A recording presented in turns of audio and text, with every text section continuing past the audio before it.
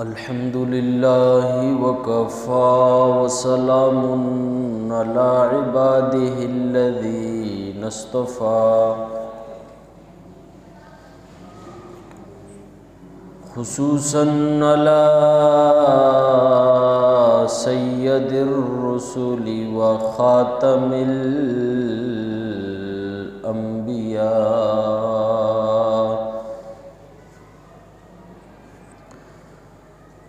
وعلى آله وأصحابه الأتقياء وأهل بيته الأصفياء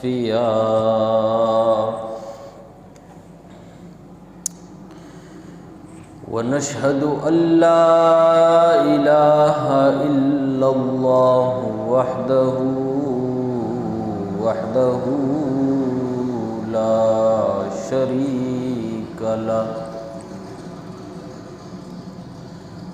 لا شريك له ولا وزير له ولا مشير له ولا جد له ولا ند له ولا ضد له ولا مثل له ولا مثال له ونشهد أن سيدنا وسندنا ومولانا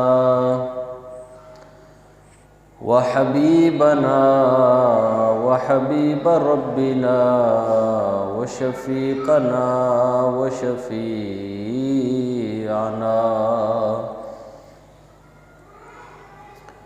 وطبيبنا وطبيب قلوبنا محمدا عبده ورسوله. أما بعد فأعوذ بالله من الشيطان الرجيم. بسم الله الرحمن الرحيم. وما هذه الحياة الدنيا إلا لهو ولعب وإن الدار الآخرة لهي الحيوان لو كانوا يعلمون. فإذا ركبوا في الفلك دعوا الله مخلصين له الدين فلما نجاهم إلى البر إذا هم يشركون ليكفروا بما آتيناهم وليتمتعوا فسوف يعلمون. قال النبي صلى الله عليه وسلم من أحدث في أمرنا هذا ما ليس منه فهو رد. صدق الله وصدق رسوله النبي الكريم ونحن على ذلك من الشاهدين والشاكرين والحمد لله رب العالمين.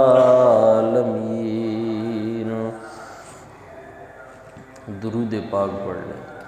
اللهم صل على محمد وعلى آل محمد كما صليت على إبراهيم وعلى آل إبراهيم إنك حميد مجيد. اللهم بارك على محمد وعلى آل محمد كما باركت على إبراهيم وعلى آل إبراهيم إنك حميد مجيد.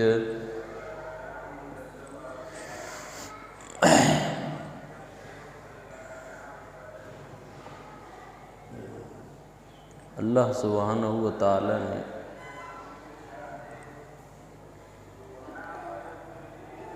قرآن مقدس میں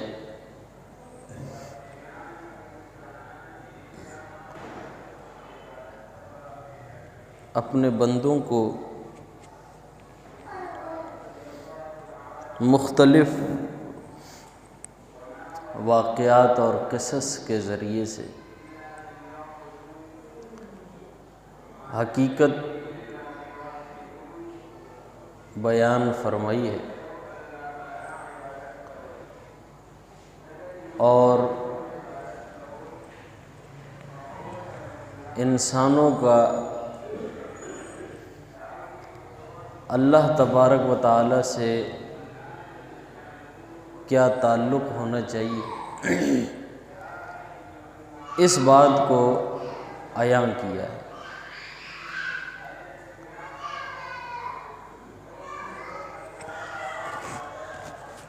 بنیادی طور پر جن کو اصول دین کہا جاتا ہے وہ تین چیزیں: توحید، رسالت، قیامت۔ یہ تین چیزیں اصول دین کہلاتی ہیں۔ کوئی شخص کلمہ پڑھ بھی لے اور اصول دین میں ان تین چیزوں کو نہ مانے تو مسلمان نہیں ہو سکتا، کافر ہو جائے گا۔ اصول دین کا ماننا مسلمان کے لیے ضروری ہے۔ اصول دین میں تین چیزیں بیان کی ہیں: توحید، رسالت، قیامت۔ تینوں کا جوڑ ہے۔ قیامت فیصلے کے دن کے نام ہے، جس دن اللہ تبارک و تعالی فیصلہ فرمائیں گے، اعمال کی جزا کا، جنتیوں کو جنت اور جہنمیوں کو جہنم میں بھیجیں گے۔ اس دن کا نام قیامت ہے۔ اور قیامت کے بارے میں جتنی بھی اخبار ہیں، جتنی بھی خبریں ہیں، جتنا کچھ بھی بیان ہے وہ رسول پاک صلی اللہ علیہ وسلم نے بتایا ہے۔ تو لازمی بات ہے جو قیامت کے بتانے والا ہے اس کو ماننا بھی ضروری ہے، ورنہ قیامت نہیں مانی جا سکتی۔ اور رسالت بھیجنے والا اللہ تبارک و تعالی ہے، لہٰذا اس کے سوا اور کوئی نہیں ہے۔ اس اعتبار سے توحید کے بغیر بھی چارہ نہیں ہے۔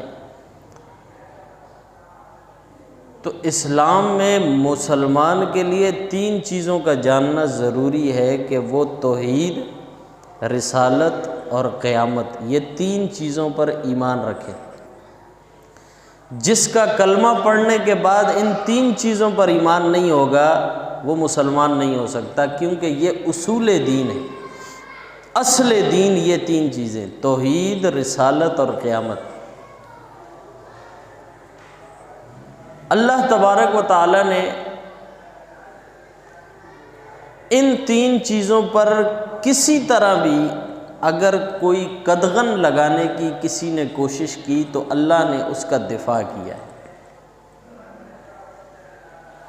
اور ان تین چیزوں کے دشمنوں کے ساتھ صبح قیامت تک مسلمانوں کی تعلیمی تحقیقی جنگ رہے گی۔ آج معاشرے میں، پاکستان میں اور یورپی ممالک میں الحاد کا بہت زور ہے۔ الحاد، ملحد اللہ کے وجود کو نہیں مانتا، وہ کہتا ہے بس یہ ایسے ہی جو کچھ ہے یہ اپنی طرف سے ہو رہا ہے۔ یہ اس زمانے میں بہت تھے، اب دوبارہ پیدا ہوتے جا رہے ہیں۔ تو ملحد جو ہے وہ ہر چیز کو عقل سے سمجھنے کی کوشش کرنا چاہتا ہے، کہتا ہے کہ یہ بات عقل کے مطابق نہیں ہے، لہٰذا میں نہیں مانتا۔ تو اسی طرح ملحد قیامت کو بھی نہیں مانتے، وہ کہتے ہیں قیامت کیا ہے، کچھ بھی نہیں ہے، میں مر گیا، مٹی ہو گیا، ختم ہو گیا، اس کے بعد میں اٹھایا جاؤں گا، مجھے اس طرح زندہ کیا جائے گا، یہ کوئی بات نہیں ہے، صرف ایک افسانہ ہے جس کو لوگ مان رہے ہیں اور لوگ اس کے اوپر یقین کر رہے ہیں، باقی اس کی حقیقت سے اس کا کوئی تعلق نہیں۔ ملحد یہ ہے۔ تو لازمی بات ہے کہ جو اللہ کو نہیں مانتا ہے تو وہ پھر قیامت کو نہیں مان سکتا ہے، تو قیامت کا منکر اللہ کو بھی نہیں مان سکتا ہے۔ اسی لیے جب انہوں نے الحاد کے اعتبار سے قیامت کا انکار کیا تو رسالت اور توحید ان کا انکار ویسے ہی کر دیا۔ اس لیے ملحد کسی کو خدا نہیں مانتے، وہ کہتے ہیں بس یہ ایسے ہی چل رہا ہے، اس نظام کو پیدا کرنے والا کوئی نہیں، یہ خود بنا ہے۔ ایک دھماکہ ہوا تھا کائنات میں اور پھر یہ دنیا وجود میں آئی، اور پھر ایک دھماکہ ہوگا، یہ دنیا کا وجود ختم ہو جائے گا، بس اتنی بات ہے، باقی اور کچھ نہیں ہے، وہ یہ کہتے ہیں۔ گویا کہ ملحد اپنی تحقیق مانتا ہے، انسان کی تحقیق مانتا ہے، اللہ کی تحقیق نہیں مانتا۔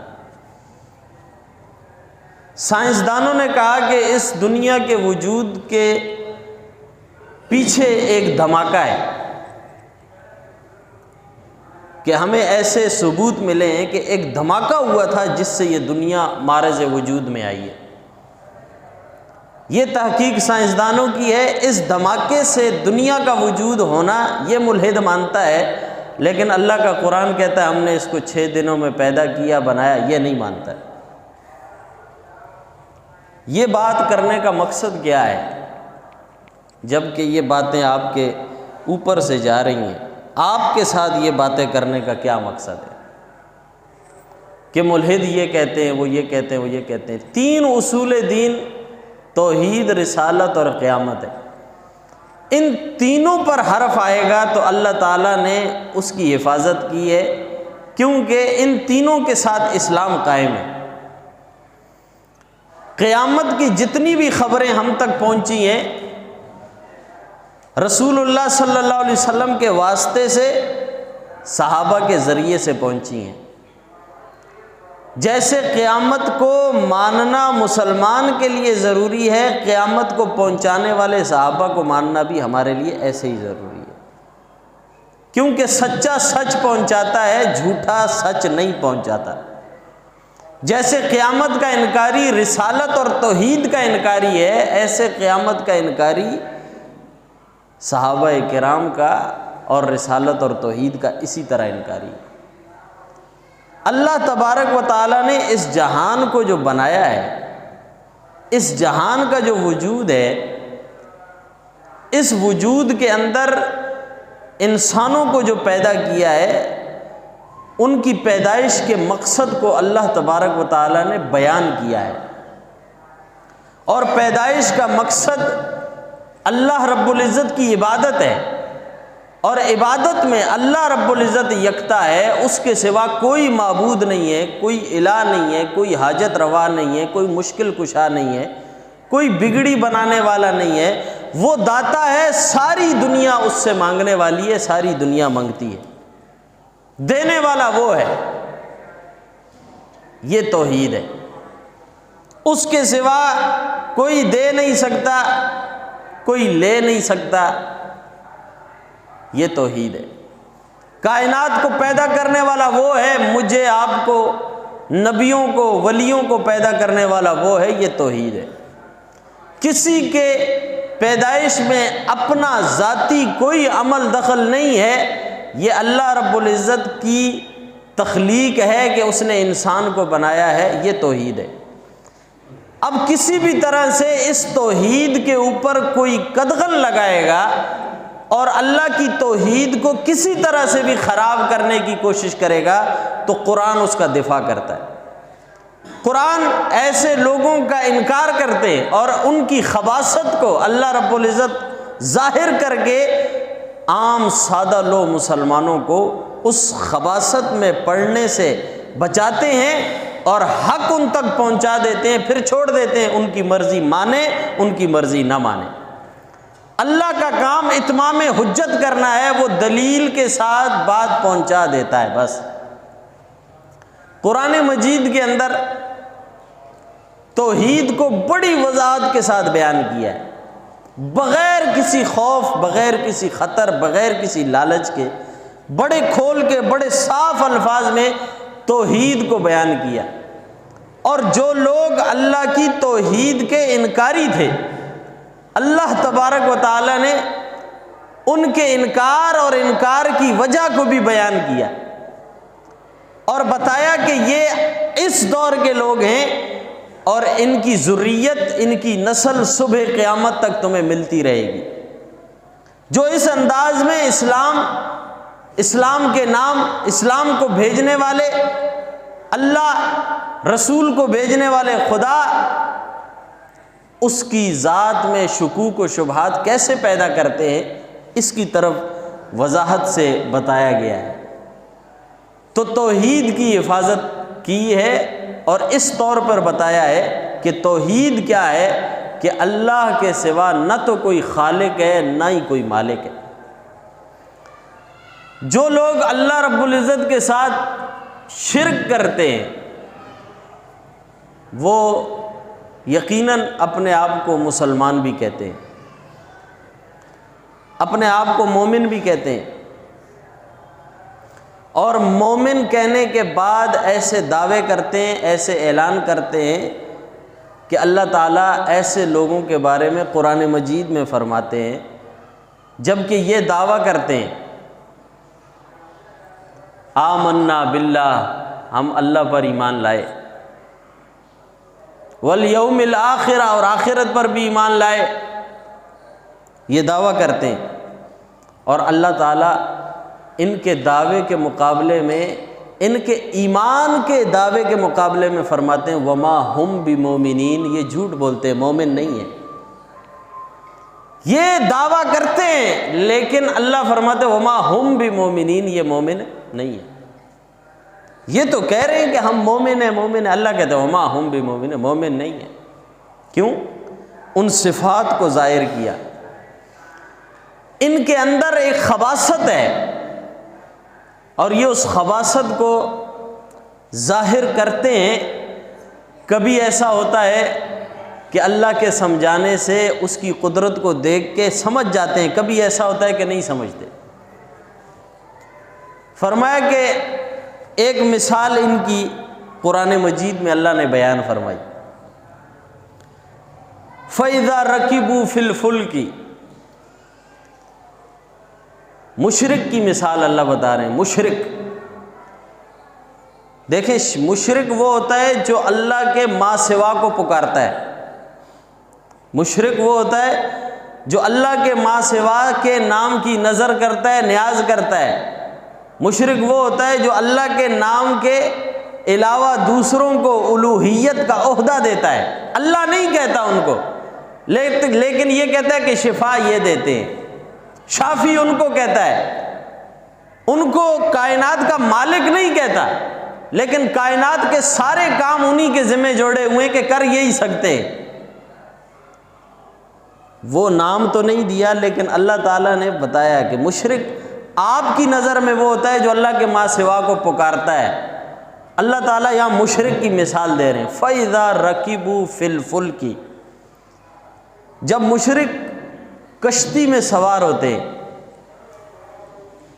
کشتی کے اندر مشرک سوار ہوتے ہیں اور وہ کشتی بھنور کے اندر پھنس جاتی ہے، پانی کے بھنور میں پھنس جاتی ہے اور ڈوبنے لگتی ہے۔ اللہ فرماتے ہیں مشرکوں کا بتا رہے دعوا اللہ مخلصین، تو اللہ کو پکارتے ہیں اخلاص کے ساتھ۔ حالانکہ جو اللہ کو اخلاص کے ساتھ پکارتے ہیں وہ مومن ہوتے ہیں، لیکن اللہ مشرک کی مثال دے رہے ہیں فَإِذَا رَكِبُوا فِي الْفُلْكِ، جب کشتی میں سوار ہوتے ہیں اور کشتی بھنور میں آ کے ڈوبنے لگتی ہے، دعوا اللہ مخلصین، تو اللہ تعالیٰ کو پکارتے ہیں اخلاص کے ساتھ۔ اللہ کہہ رہا ہے مخلصین، اخلاص کے ساتھ اللہ کو پکارتے ہیں، لہ الدین، وہ اخلاص ایسا کہ اللہ کے لیے دین کو سمجھتے ہیں، اللہ کے لیے سب کچھ سمجھ کے خالصتاً اللہ کو ہی یہ سمجھ کے کہ یہی بچانے والا ہے، اس طرح پکارتے ہیں۔ دعوا اللہ مخلصین لہ الدین، بالکل خالص ہو کر پکارتے ہیں۔ اب اللہ کو جب پکارتے ہیں تو اللہ فرماتے فلما نجاہم الی البر، اور جب ہم ان کو سمندر سے خشکی تک پہنچا دیتے ہیں، یعنی انہوں نے پکارا تھا، ہم نے بچا کے سمندر سے خشکی تک پہنچا دیا، اذا ہم یشرکون تو پھر 11ویں عبد القادر جیلانی کے نام کی دیتے ہیں، میرے نام کی نہیں دیتے، اذا ہم یشرکون۔ اس کے بعد فوراً کہتے ہیں بچانے والا تو فلانا بابا تھا، بچانا ہے تو فلانے نے، بچایا تو فلانے نے۔ مشرک یہ ہوتا ہے کام کرواتا اللہ سے جب پھنس جائے، لیکن جب کام پورا ہو جائے تو پھر اللہ کو چھوڑ کے دوسروں کو پکار رہا ہوتا ہے، اور دوسروں کی مدح سرائیاں کر رہا ہوتا ہے، دوسروں کے ہاتھ چوم رہا ہوتا ہے، دوسروں کو جو ہے ان کی تعریفیں کر رہا ہوتا ہے۔ اذا ہم یشرکون۔ آپ سے میں پوچھتا ہوں، آپ اس شخص کو مومن کہتے ہیں جو خالص اللہ کو پکارتا ہے، اور اللہ اسی شخص کو مشرک کہہ کے بتا رہے ہیں کہ مجھے پکارتا ہے، لیکن پکارنے کی حالت تو دیکھو، پکارتا کب ہے، کب پکارتا ہے؟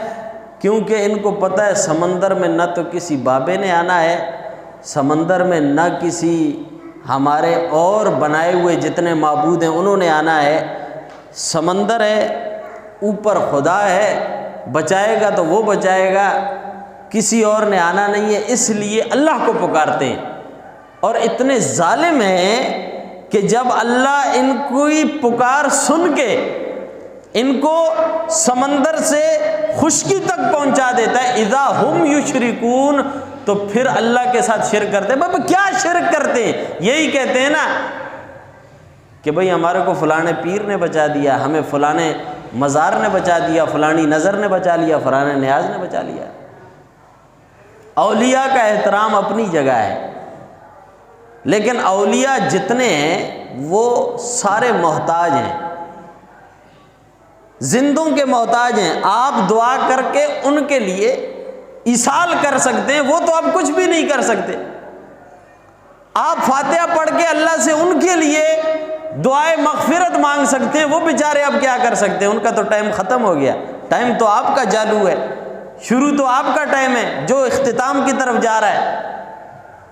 اللہ تعالیٰ نے کتنی وضاحت سے سمجھایا، فَإِذَا رَكِبُوا فِي الْفُلْكِ دعوا اللہ مخلصین لہ الدین، اور اللہ فرماتے فلما نجہم الی البر اذا ہم یشرکون، جب ہم خشکی تک پہنچاتے ہیں تو بچانے والوں میں نام کسی اور کا آ جاتا ہے۔ ابو جہل کا بیٹا اکرمہ بن ابو جہل فتح مکہ کے موقع پہ بھاگ گیا، ڈر کے خوف سے بھاگ گیا، مشرک تھا، ابو جہل کا بیٹا تھا، لیکن بعد میں اسلام لے آیا۔ اس کے اسلام لانے کی وجہ یہ بنی، یہ اس کے اسلام لانے کی وجہ بنی، سیرت ابن اسحاق میں، سیرت اسحاق کے اندر یہ لکھا ہے کہ جب اکرمہ فتح مکہ کے بعد بھاگا اور کشتی میں سوار ہوا، اور ساتھ اور بھی مشرکین مکہ تھے جو وہاں سے بھاگ رہے تھے، کشتی بھنور میں آ گئی، بھنور میں آئی تو ان سب نے کہا یا اللہ تو بچا۔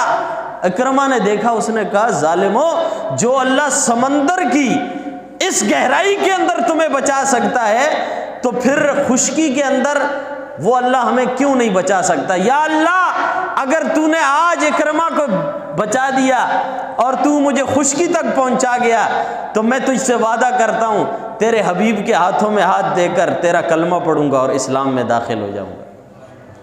اکرمہ کو اللہ نے بچایا، خشکی تک لایا، اور پھر وہ اللہ کے رسول کے پاس آ کے آپ کے ہاتھوں میں ہاتھ ڈال کے کلمہ پڑھا، اور یہی کشتی میں پھنس جانا اس کی ہدایت کا سبب بن گیا کہ اس نے اپنے لوگوں کو دیکھا کہ یار یہ سارے مشرک ہیں، اب ڈوبنے لگے تو کسی نے لات کو، کسی نے منات کو، کسی نے ود کو، کسی نے یسوع کو، کسی نے یغوث کو، کسی نے نصر کو، کسی نے منات کو نہیں پکارا بلکہ سب نے کہا یا اللہ تو بچا۔ تو اکرمہ نے اسی بات سے سمجھ لیا اگر سمندر کے اندر بچانے والا اللہ ہے تو خشکی میں بچانے والا کوئی بابا کوئی اور بزرگ کیسے ہو سکتا ہے؟ خشکی والا مالک بھی وہی ہے۔ یہ اس کی ہدایت کا سبب بن گیا۔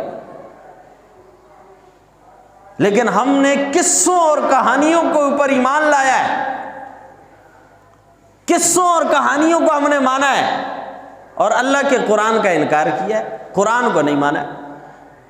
تاریخ کی جتنی روایات ہیں، جتنی مرویات ہیں، بزرگوں کے جتنے اقوال ہم تک پہنچے، اگر وہ اقوال قرآن و سنت کے منافی ہیں اور قرآن و سنت سے ٹکراتے ہیں تو وہ کوئی اقوال نہیں ہے، ان کی کوئی حیثیت نہیں ہے۔ یہ قرآن ہے، اس کی حیثیت ہے، یہ اللہ کا کلام ہے، اس کی حیثیت ہے۔ اللہ پاک فرماتے ہیں ہمارا نظام بالکل اتھینٹک ہے، اس کے اندر کسی قسم کی کوئی کمزوری نہیں ہے، کوئی کائنات میں ایسا نہیں ہے جو ہمارے نظام کو دھرم برم کر سکے، یہاں وہاں کر سکے۔ نہیں، ہم جس کی روح قبض کرنے کے لیے بھیجتے ہیں پھر اسرائیل کو روکنے والا کوئی نہیں ہے۔ لیکن ہم کہتے ہیں جی تمہیں غوث پاک کی کرامت کا پتہ ہے؟ پتہ ہے تمہیں غوث پاک کی کرامت کا؟ غوث پاک کی کیا کرامت ہے؟ ایک عورت کا بچہ مر گیا اور جو بھی غوث پاک سے ہاتھ ملاتا تھا اس دن نہیں مرتا تھا، یہ حضرت کی کرامت تھی۔ ایک عورت نے اپنے بچے کو ہاتھ ملا کے لے گئی، گھر گئی تو اس کا بچہ مر گیا۔ اچھا جی، اب وہ عورت ہے، ماں ہے نا، کیا کرے؟ پریشان ہو گئی۔ عقیدہ اس کا دیکھو، عقیدہ کیا عقیدہ تھا اس کا؟ عقیدہ یہ تھا کہ غوث پاک نے ہاتھ ملایا، پھر یہ کیسے مر گیا؟ عقیدے کی وجہ سے غوث پاک کے پاس آ گئی۔ جب آئی تو غوث پاک کی عادت تھی، پڑھا رہے ہوتے تھے طالب علموں کو، تو پڑھاتے پڑھاتے کہتے تھے مر جاؤ، سارے مر جاتے تھے، پھر کہتے تھے اٹھ جاؤ، سارے اٹھ جاتے تھے۔ یہ غوث پاک کی کرامت تھی۔ تو جب انہوں نے کہا مر جاؤ تو اس عورت نے دیکھا اپنا بچہ بھی ساتھ رکھ دیا۔ اب جب کہا اٹھ جاؤ، سارے اٹھ گئے، وہ بچہ نہیں اٹھا۔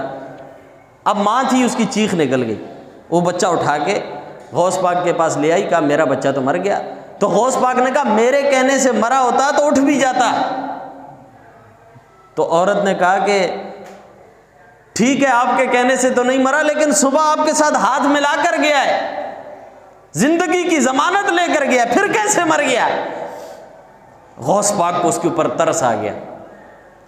غوث پاک نے ایسے دیکھا، ہاتھ فضا میں بلند کیا، ایسے کیا، بچہ زندہ ہو گیا۔ عورت کو کہا جا مائی مزے کر۔ طالب علموں نے پوچھا حضرت یہ کیا؟ کہا مجھے اس عورت کے عقیدے پر اور اس کے یقین پر ترس آ گیا اور میں نے فضا میں ہاتھ اٹھایا، اور اس عورت کی وجہ سے آج کے دن جتنے لوگ مرے تھے سارے کے سارے میں نے زندہ کر دیے۔ لوگ بولتے سبحان اللہ، واہ بھائی، غوث پاک کے فرشتوں کو بھی پتہ نہیں ہے کہ میرے ماننے والے میرا نام لے کے امت کو یوں بھی گمراہ کر رہے ہیں۔ ایسے کمینے لوگ ہیں کہ جو میرا نام لے کے لوگوں کو یوں گمراہ کر رہے ہیں۔ اور ہر کمپنی کا جو ہے نا وہ طریقہ کار بیان کا وہ الگ ہی ہے، بنسپتی قسم کا دین ہے، جس کو جو سمجھ میں آتا ہے وہ وہی ٹھوک کے رکھتا ہے۔ اب دوسرے نے کیا کہا؟ اس نے کہا ایسا نہیں ہوا تھا، ایسے ہوا تھا۔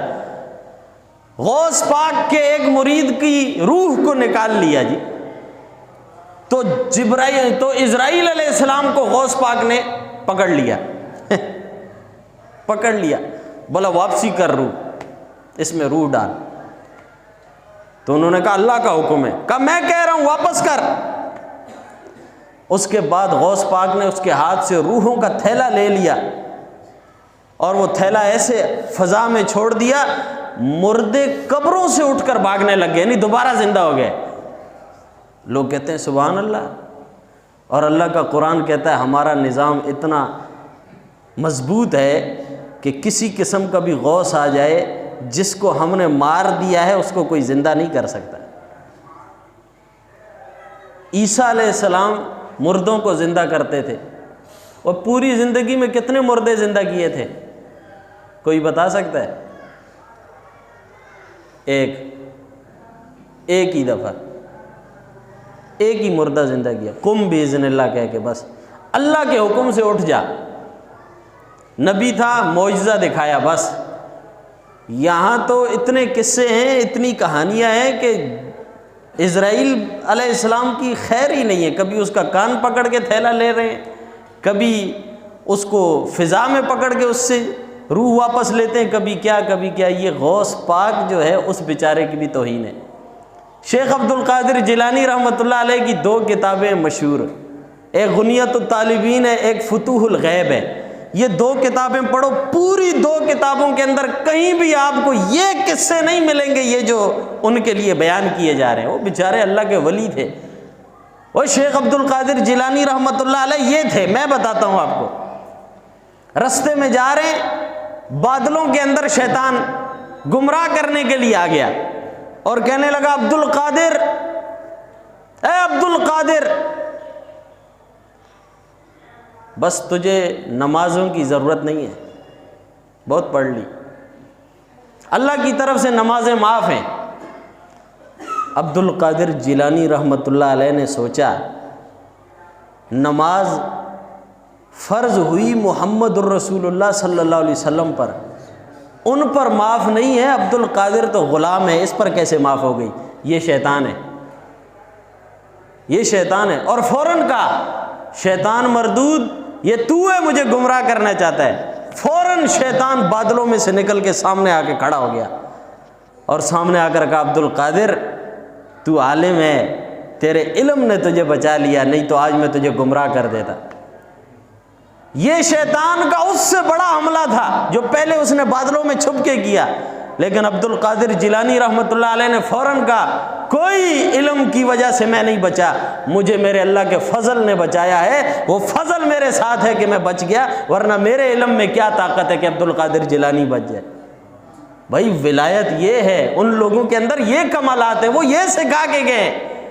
یہاں سے تم نے نام تو ان کا لیا اور کام سارے شیطانوں والے ڈال کے رکھ دیے تم نے اندر، ساری چیزیں تم وہ لے کر آگے۔ فَإِذَا رَكِبُوا فِي الْفُلْكِ دَعَوُا اللَّهَ مُخْلِصِينَ لَهُ الدِّينَ۔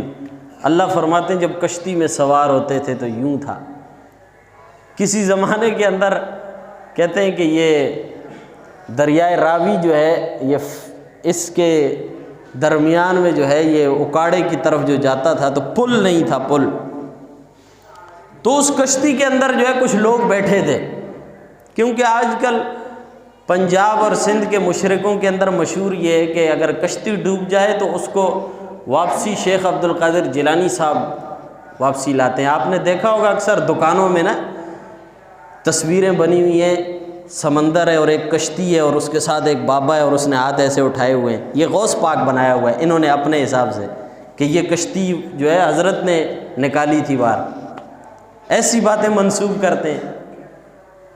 تو وہ کہتے ہیں وہاں سے لوگ جا رہے تھے کشتی میں بیٹھ کے، تو اس میں بھنور آ گیا کشتی میں کو ڈوبنے لگی، تو ایک وکیل بیٹھا تھا، تو وہ کہیں عدالت جا رہا تھا ادھر، اس کی نوکری تھی، تو اس نے کہا یا اللہ کشتی بچا، دوسرے نے اس کے منہ پہ ہاتھ رکھ لیا، کہ تو وہابی تو نہیں ہے، کشتی ڈوب رہا ہے تو اللہ کو پکار رہا ہے، کشتی تو شیخ عبد القادر جیلانی صاحب جو ہے نا وہ بچاتے ہیں۔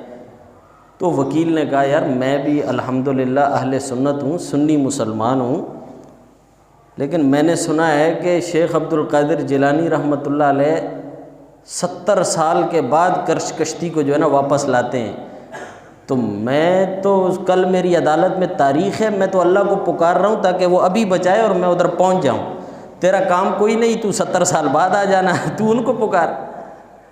تو اس طرح کے جو ہے نا عقیدے۔ وہاں ہم چلے گئے جی پنجاب میں، یہ آپ کے جو یہ کرلی جھیل ہے یہ اس کے اندر چلے گئے، ادھر ایک بیچ میں جو ہے نا وہ مائی کا بنا ہوا ہے مزار، تو ادھر ساتھ میں وہ یہ درخت تھا، درخت کے ساتھ جو ہے نا وہ دھاگے ماگے بانٹ رہے تھے، ہم 15-20 لڑکے تھے مدرسے کے، ہم بھی گئے ہوئے تھے، تو اس بندے نے مجھے کہا مولوی صاحب یہ دھاگا باندھ دو، تو میں نے پکڑ کے باندھ دیا اوپر. تو بولا 100 روپے دو. تو میں نے کہا 100 روپے کس چیز کا؟ کہا دھاگا باندھا ہے، منت کا دھاگا ہے. تو میں نے کہا تو نے کہا باندھ دو تو میں نے باندھ دیا، مجھے تھوڑی ضرورت ہے، میں ادھر منت مانگنے تھوڑی آیا ہوں، تو اندازہ کرنے آیا ہوں. اس نے کہا بس یار یہ باندھ دیا ہے مجھے پیسے. میں نے کہا پیسے میں سے ہیں میرے پاس، لیکن تجھے کیوں دوں اس طرح خواہ، مجھے کچھ بتا تو صحیح یہ ہے کیا، کون ہے کون نہیں ہے. اس نے کہا کتنے پیسے دو گے؟ میں نے کہا میں آپ کو 200 روپے دوں گا، بتا صحیح. اس نے کہا یہ جو مزار ہے نا، یہ جو سامنے آپ کو گاؤں نظر آ رہا ہے؟ میں نے کہا ہاں. بولا یہ اس گاؤں میں ایک لڑکی تھی، اور اس طرف ہاتھ کر کے دکھایا کہ وہ جو گاؤں ہے نا، اس گاؤں کا لڑکا تھا. یہ دونوں میں محبت تھی، یارانہ تھا. لڑکا ادھر سے آ کے بانسری بجاتا تھا، تو یہ لڑکی اس کو سامنے بکری چرانے آتی تھی تو یہ سنتی تھی. تو ان میں پیار بڑھ گیا، بانسری سے بڑھ کے ایک دن ان کا دل کیا ملاقات کریں. تو لڑکی نے مٹکا پانی میں رکھ کے اس کے اوپر پیٹ رکھ کے تیرتی ہوئی اپنے یار سے ملنے آ رہی تھی. وہ تو یار نہیں کہہ رہا تھا، لیکن میں تھوڑا سا بے ادبی سے اس لیے کہہ رہا ہوں کہ آپ کہیں شروع نہ ہو جائیں کہ یہ کوئی اچھا کام ہے. تو اس نے کہا کہ بھائی وہ ملنے آ رہی تھی، تو گاؤں والوں نے دیکھ لیا. تو گاؤں والوں نے بندوق نکالی، مٹکے کو گولی ماری، مٹکا ٹوٹ گیا، لیڈیز ڈوب گئی، ادھر ہی اس کا مزار بنا دیا. اب کیا کام چل رہا ہے؟ اب جتنے جوڑے جو پیار محبت اور میں فیل ہو رہے ہیں نا، وہ ادھر جا کے دھاگا باندھتے ہیں، تو کہتے ہیں ان کو ان کے مطلب کی لڑکی، لڑکے کو اس کے مطلب کی لڑکی، لڑکی کو اس کے مطلب کا لڑکا مل جاتا ہے. تو میں نے اس کو کہا، میں نے کہا یہ خود تو بے غیرت ناکام ہوئی درمیان میں مر گئی، اپنا یار تو اس کو ملا نہیں، دوسروں کے کیسے ملا رہی ہے؟ یہ کوئی الگ قسم کا ایڈریس ہے، مطلب خود جو آپس میں نہیں مل سکی دوسرے یار کیسے ملا رہی ہے؟ یہ دماغ نہیں ہے تمہارے پاس، عقل نہیں ہے، پاگل کے بچے ہو. اللہ سے دور جاؤ گے خدا تمہیں غلاظتوں میں ڈال دے گا، خدا کی قسم غلاظتوں میں ڈال دے گا، غلاظتوں میں چلے جاؤ گے. اور جو بے ایمان ہے، حرامی ہے، کمینے ہیں، بے غیرت ہیں، جو یاریاں لڑا رہے ہیں، وہ تیرے لیے بزرگ ہیں، وہ تیری منتیں پوری کریں گے. پورا قصہ یہ بیان کیا کہ یہ یار سے ملنے گئی، درمیان میں گاؤں والوں نے گولی ماری، مٹکا ٹوٹ گیا، ادھر ڈوب گئی، ادھر مزار بنایا، خود ناکام ہوئی، ساری دنیا کو کامیاب کر رہی ہے. یار تمہارے سے تو وہ انگریز اچھے ہیں، کچھ تو ان کے اندر عقل ہے، کچھ تو سوچتے ہیں، کوئی بات دیکھتے ہیں تو اس کی تحقیق تو کرتے ہیں. تم تو ان سے بھی دو ہاتھ آگے گئے، تم تو مسلمان ہو، تمہارے پاس قرآن ہے. وہ قرآن کی روح سے سمجھو تو صحیح، قرآن کی روح سے سمجھو. جو خود پلیت ہے، خود بے ایمان ہے، خود بے غیرت ہے، وہ تیری حاجت روا کہاں سے ہو گئی ہے؟ تیرے لیے وہ مشکل کشا کہاں سے ہو گئی؟ تیرے لیے وہ لڑکی اور لڑکا بنانے والی کہاں سے ہو گئی؟ تیرے معاملات حل کرنے والی کہاں سے ہو گئی؟ جب اللہ کو تم نے چھوڑا، اللہ کو چھوڑا تو ان غلاظتوں کے اندر پڑ گئے. میں خیرپور سندھ کے اندر جمعہ پڑھاتا تھا. ایک ٹی پی او صاحب جو ہے نا، ایک دن جمعے میں آ گیا، اس طرح ہی باتیں ہوتی تھی. اس نے مجھے کہا کہ یار میں آپ کا بیان سنا، توحید کے عنوان پہ بیان تھا، مجھے کچھ آپ سے سوال ہیں. اصل میں بڑا آدمی بڑا ہوتا ہے، اس کے پاس کرسی پاور ہوتی ہے، تو وہ اپنے جیسا تو کسی کو سمجھتے نہیں ہیں. اور اللہ کا شکر ہے مولوی، آپ کوئی سمجھے نہ سمجھے، ہم بھی اپنے سے اوپر کسی کو نہیں سمجھتے. تو اس نے مجھے کہا کہ یہ یار کیا بات ہے کہ آپ دیکھیں مولوی ہیں، دین سچا ہے، اسلام سچا ہے، ایک کہتا ہے اس کے پیچھے نماز نہیں ہوتی، دوسرا کہتا ہے اس کے پیچھے نہیں ہوتی، تیسرا کہتا ہے اس کے پیچھے نہیں ہوتی، ہم کدھر جائیں، کہاں جائیں، ہمیں بھی تو کوئی راستہ پتہ لگے. میں نے کہا میں آپ کو نہیں کہتا کہ اس کے پیچھے ہوتی ہے یا اس کے پیچھے نہیں ہوتی، یا اس کے پیچھے ہوتی ہے اور اس کے پیچھے نہیں ہوتی، میں نہیں کہتا، لیکن اختلاف کو آپ بنیاد بنا رہے ہیں نا. چلو میں نے سوچ لیا کہ میں اس کو جواب دوں گا. ہم ادھر ادھر کی باتیں کرنے لگے. تھوڑی دیر میں میں نے اس کو کہا، میں نے کہا سر کتنے بھائی ہیں آپ؟ انہوں نے کہا ہم 7 بھائی ہیں، 2 بہنیں. تو میں نے کہا آپ سب بھائی شادی شدہ ہیں؟ انہوں نے کہا سب شادی شدہ ہیں. والدین، ان کا والد صاحب زندہ ہے، والدہ فوت ہو گئی۔ میں نے کہا سب بھائی ساتھ رہتے ہیں؟ کہا نہیں نہیں، سب اپنے اپنے حصے ہوئے ہیں، سب کی اپنی اپنی۔ میں نے کہا ایک ماں باپ کے 7 اولادیں ہوں، 7 بیٹے ہو، تم ایک ساتھ نہیں ہو، اتنا سا تمہارا خاندان ہے، اتنا اختلاف، ساتوں کے ساتوں بھائی الگ الگ، یہ کیا بات ہے؟ اسلام پر تو آپ اعتراض کر رہے ہیں، بنیاد بنا رہے ہیں کہ یہ ایک کچھ کہتا ہے، وہ کچھ کہتا ہے، وہ کچھ کہتا ہے۔ آپ تو ایک ماں باپ کی سلطان ہو، ایک ماں باپ کی اولاد ہو، 7 بھائی ہو، ایک ساتھ نہیں ہو، تم سے ایک خاندان نہیں سنبھالا گیا، 7 بھائی الگ الگ ہو، اتنا اختلاف، وہ تم 9 لوگ ہو ٹوٹل، آپس میں ایک نہیں ہو۔ اسلام ہے پورے جہان میں پھیلا ہوا ہے، لاکھوں باتیں ہیں، لیکن تحقیق اس سے ہوگی جو اس کے مطابق ہے، جو رسول اللہ کے فرمان حدیث کے مطابق ہے، اس سے تصدیق ہوگی، باتوں سے تھوڑی ہوگی۔ میں نے کہا اسی طرح ہے، ہم دعوت دیتے ہیں قرآن اور سنت کی طرف آنے کی، قرآن اور سنت کی طرف آؤ گے حق کو پاؤ گے، یہاں وہاں چلے جاؤ گے، بھائی ہر وہ بات جس کو آپ دین سمجھ رہے ہیں اس کو قرآن و سنت سے جوڑو، اگر وہ قرآن و سنت کے موافق ہے تو مانو، اگر موافق نہیں ہے تو اس پر عمل کر کے کیوں اپنی زندگی خراب کرتے ہو، کیوں خود کو تباہ کرتے ہو؟ دنیا کی سوچ تمہارے پاس اتنی ہے، 10 دفعہ مشورہ کر کے کسی جگہ پیسے لگاتے ہو، اور آخرت کے اعتبار سے اتنے تم گھٹیا ہو گئے کہ تم نے کہا نہیں وہ بھی دین ہے، یہ بھی دین ہے، وہ بھی دین ہے۔ ایسے تھوڑی ہوگا، شیطان تو لگا ہے اپنا کام کر رہا ہے، اس نے نہیں کہا تھا کہ میں ان کو گمراہ کروں گا، تو گمراہ کیسے کرے گا؟ اسی طرح کرے گا، بدی کو نیکی بتا کے، شرک کو ایمان بتا کے، شرک کو توحید بتا کے، عین دین بتا کے تمہیں اس راستے پر لائے گا اور تمہیں گمراہ کرے گا، اور جہنم کے اندر تمہارے ساتھ رہے گا۔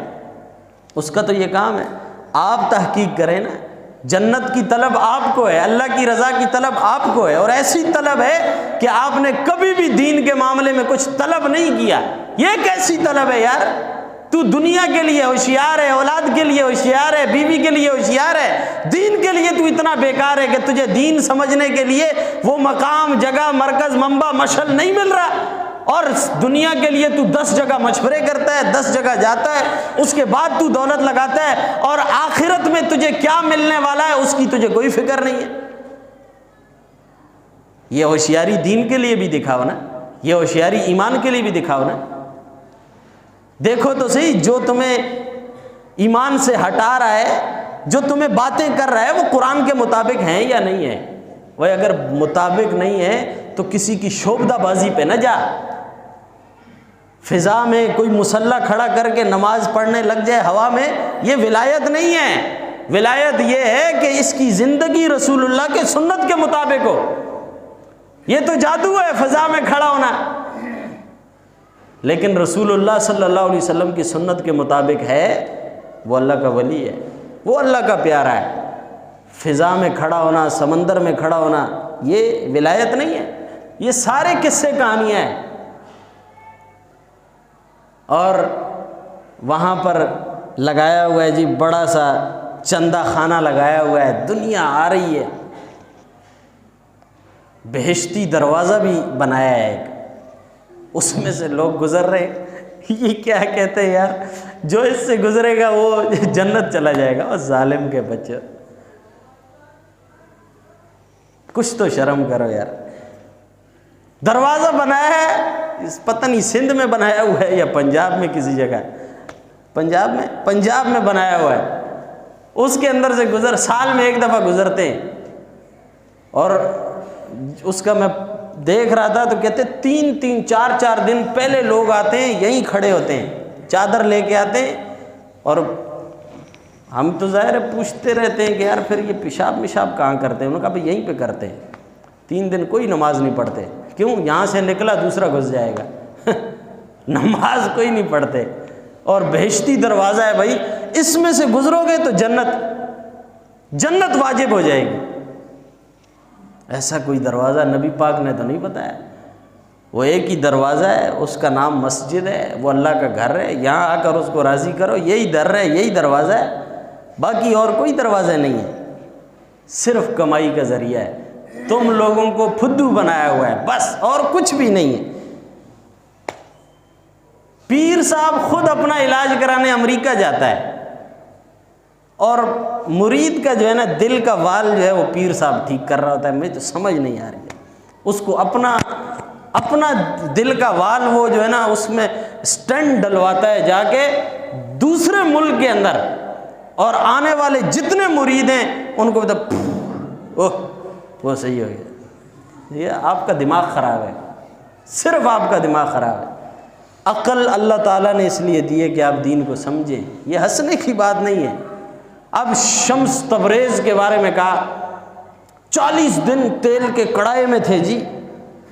پھر کیا ہوا؟ کہتے انہوں نے وہ جب ڈھکنا ہٹایا تو پر لگے ہوئے تھے, اڑ کے چلے گئے. اور ملتان کے اندر گرمی کیوں زیادہ ہوتی ہے؟ اللہ کا ولی تھا, اس کے پاس گوشت تھا, لوگوں کو کہا پکا کے دو, کسی نے پکا کے نہیں دیا اس کو غصہ آیا. ادھر ملتان میں کسی سڑک پہ کھڑا ہوا, اس نے ہاتھ اوپر کیا, سورج کو پکڑ کے لے آیا, گوشت اس کے اوپر بنا, واپسی سورج ادھر بھیج کر گوشت کھا لیا. گوشت پک گیا, وہ خود اس کو کچھ نہیں ہوا. اندازہ لگا ہوا, یہ ولایت ہے؟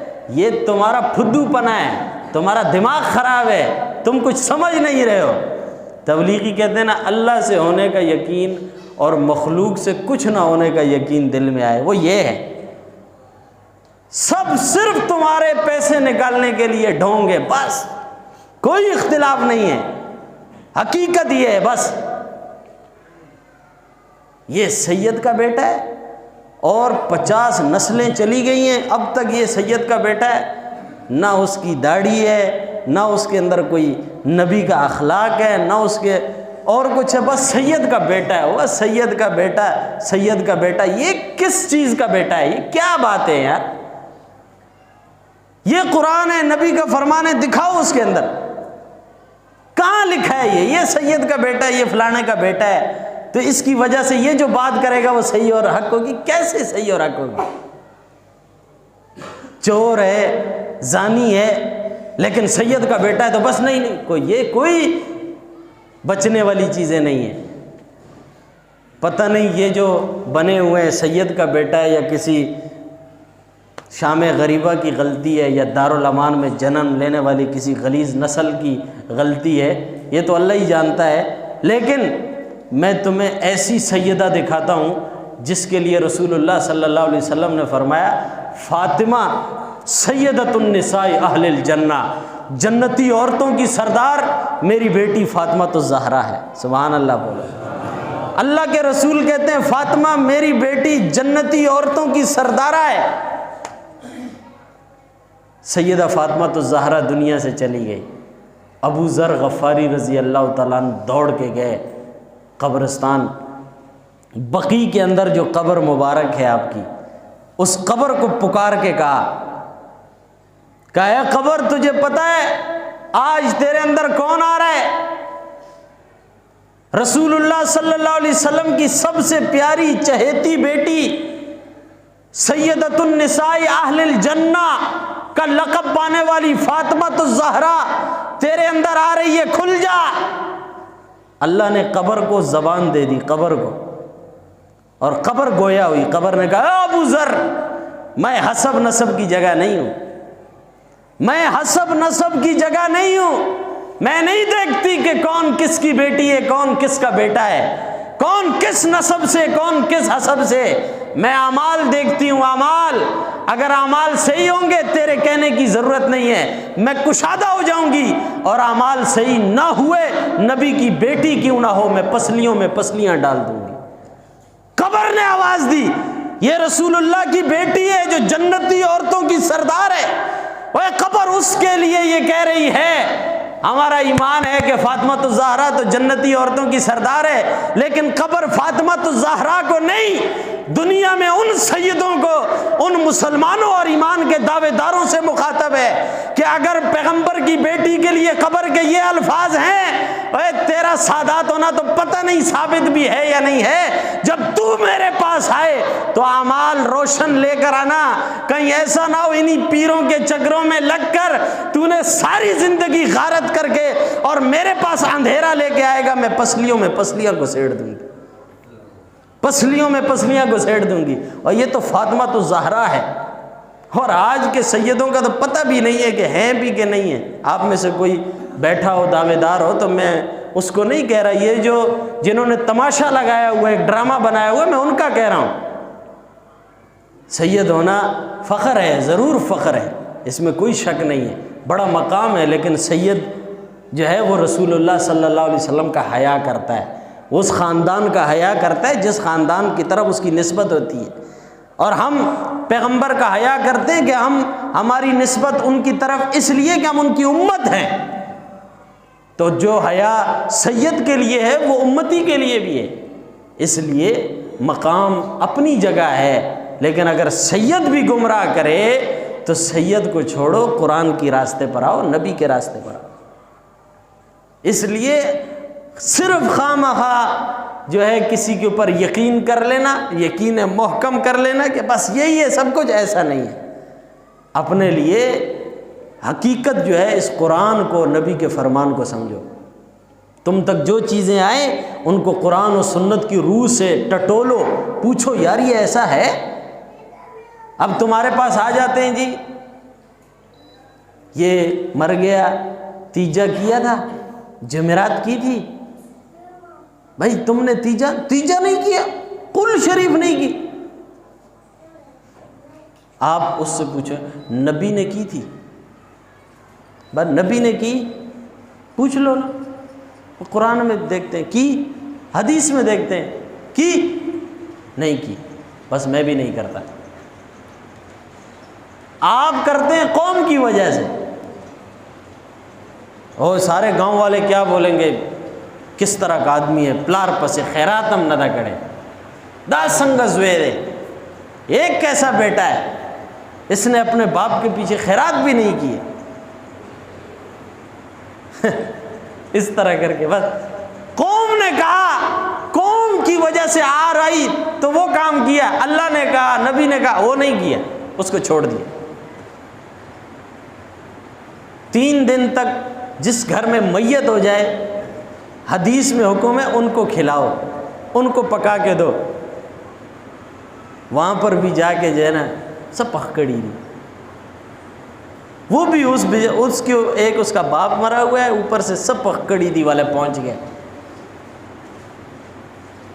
تو نبی کا حکم تو تھا کہ ان کو کھلاؤ، تو ان سے کھانے لگ گئے۔